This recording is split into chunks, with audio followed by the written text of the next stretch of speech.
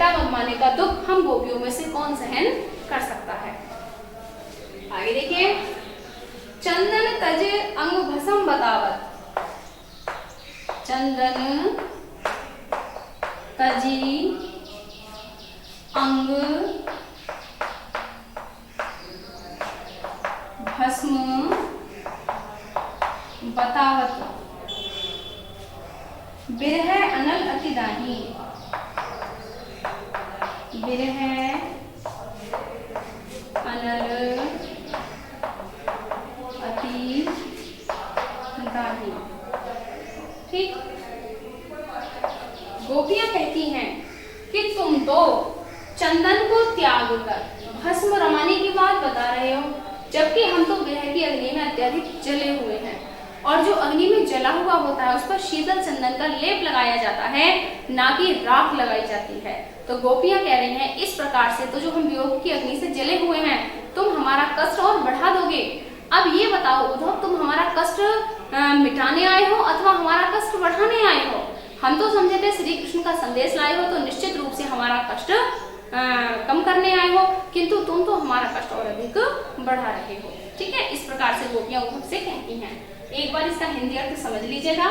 ठीक है, बाकी प्रश्न का तो पैटर्न आपकी समझ में आ ही गया होगा। उद्धव जोग हम नहीं है, उद्धव हम योग के योग्य नहीं है।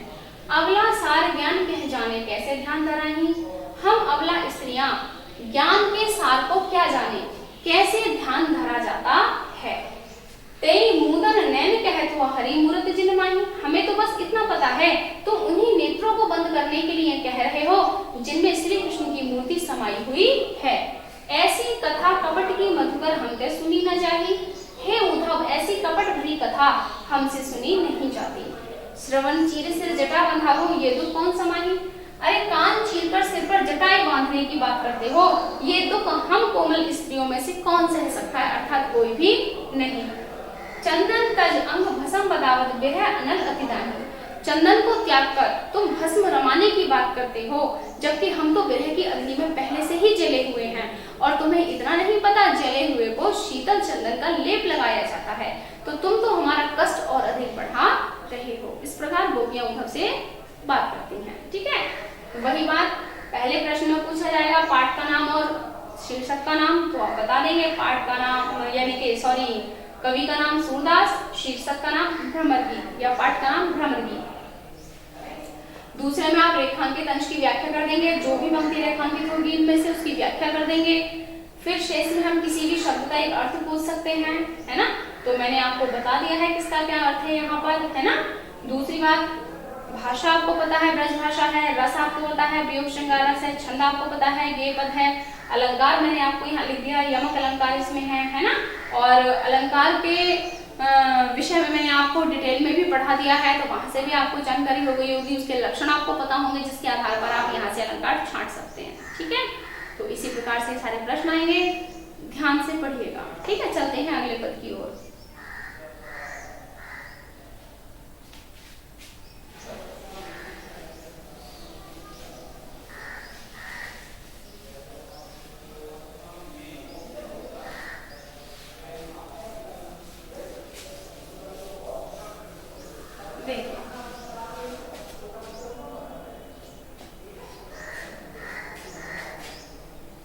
अगला प्रश्न है,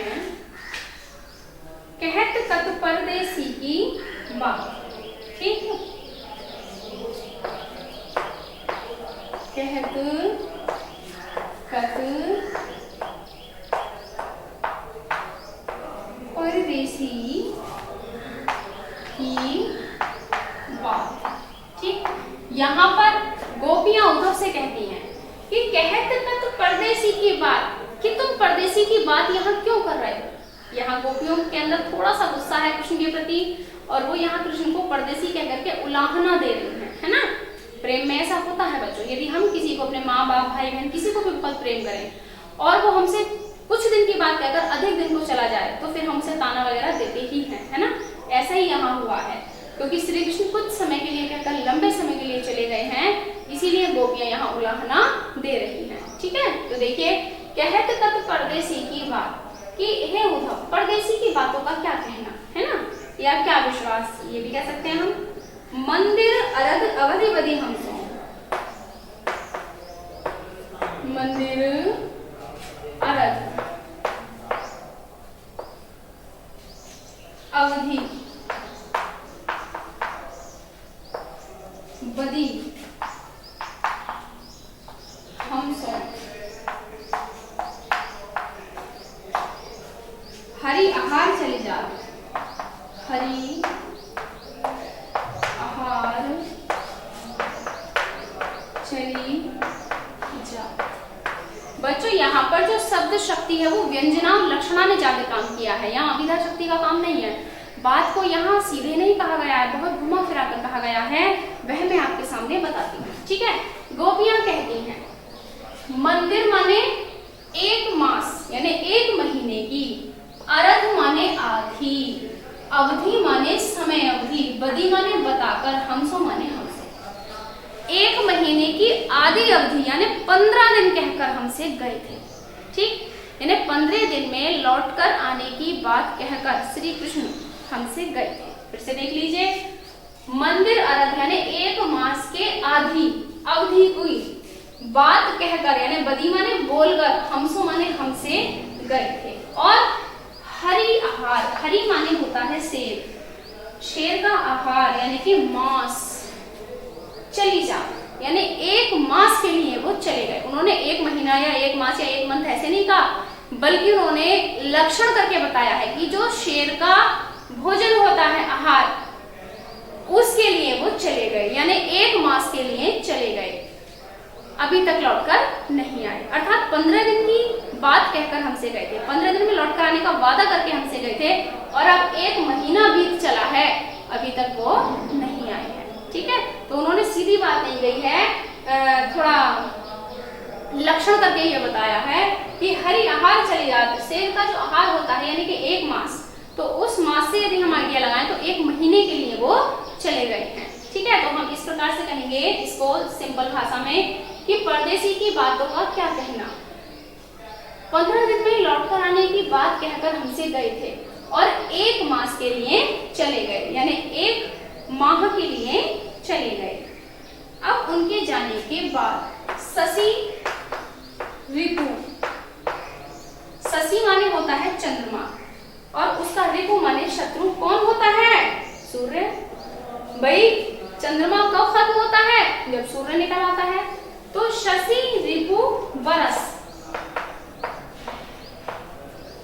शशि माने चंद्रमा का शत्रु, यानी कि क्या हो गया? दिन या सूर्य। सूर्य कब होता है? दिन में होता है। तो चंद्रमा का जो शत्रु है यानी कि दिन, हमारे लिए बरस माने एक वर्ष के समान व्यतीत होता है। श्री कृष्ण के जाने के बाद अब हमारे लिए जो चंद्रमा का शत्रु है अर्थात दिन, वो एक दिन एक बरस के समान व्यतीत होता है। सूर्य रिपु जुग, सूर्य रिपु जुग, सूर्य की शत्रु कौन हो गई? रात। अब रात हमारे लिए एक युग के समान व्यतीत होती है। देखिए आप, चंद्रमा का शत्रु दिन एक वर्ष के समान व्यतीत होता है, यानी कि दिन एक साल के समान, और जो रात्रि है वो एक युग के समान व्यतीत होती है। ठीक, जुग बर यानी एक युग से भी ज्यादा लंबी हमें रात्रि प्रतीत होती है। हर रिपु कीन्हो घात, हर माने शिव, रिपु माने शत्रु। शिव का शत्रु कौन है? कामदेव। कीन्हो, कीन्हो माने करता है, घात माने प्रहार।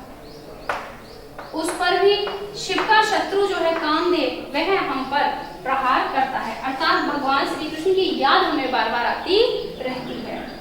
मघ पंचक ले गयो सांवरो, देखिए मघा एक नक्षत्र होता है, मघा नक्षत्र से 5वां नक्षत्र होता है चित्रा, जो कि हमारे जीवन में खुशियां लेकर आता है।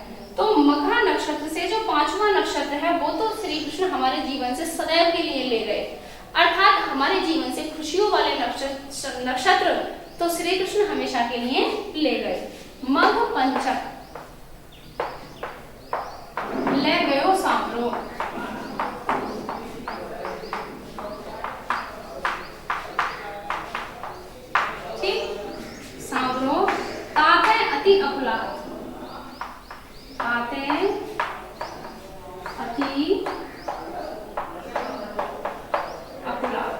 ठीक है, कह रही है गोपियां कि हमारे जीवन में जो प्रसन्नता वाला नक्षत्र था, यानी मघा नक्षत्र से 5वां जो नक्षत्र था, उसको तो सांवरा हमेशा के लिए हमारे जीवन से ले गया, इसीलिए हम अत्यधिक व्याकुल और दुखी रहती हैं।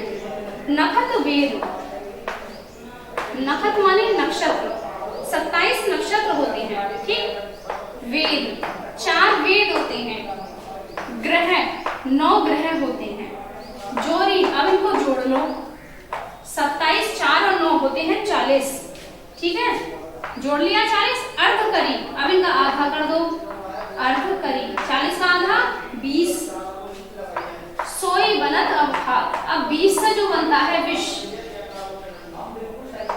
सोई बनत अवघात, तो 20 से जो बना विष वही अब खा के मर जाने का मन करता है। ऐसी गोपियां कह रही हैं कि 27 नक्षत्र, 4 वेद, 9 ग्रह जोड़ करके 40 हुए, आधा कर दीजिए, आधा करने पर 20 हुए। 20 से जो बनता है, 20 धातु से बनता है विष, वही खाकर मर जाने का मन करता है, ठीक है। सूरदास बस वही विरह के, सूरदास कहते हैं बस भई विरह के कर मीचे पछता। गोपियां अब विरह के वश में हो गई हैं, सूरदास जी कहते हैं, और हाथों को मल मल के पश्चाताप करने लगी हैं, ठीक है। इसी पद का जो है अर्थ मैं अगली वीडियो में फिर आपको डिटेल में समझाऊंगी अच्छे से दोबारा, ठीक है, क्योंकि समय समाप्त हो चला है। मिलते हैं अगली वीडियो में, तब तक के लिए धन्यवाद।